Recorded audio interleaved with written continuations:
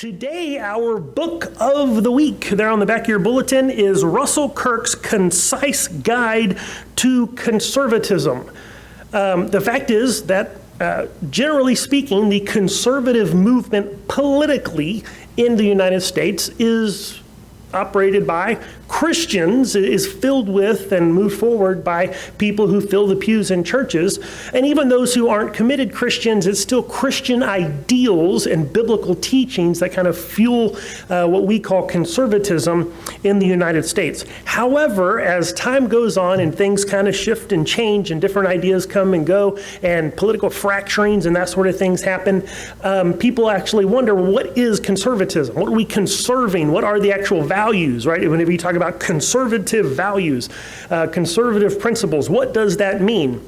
Well, in 1953, Russell Kirk, who was a scholar and political scientist type guy, actually wrote a little book that just lays out very nice, very concisely what is kind of what is traditionally considered conservatism.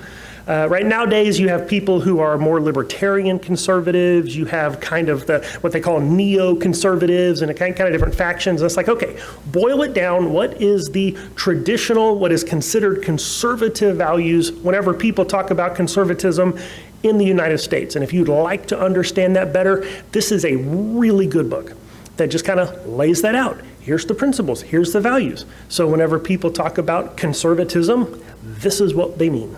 And so if that's something you've kind of wondered about, this is a good little book, and it is little. It's not very long. The audiobook version was like 2 hours.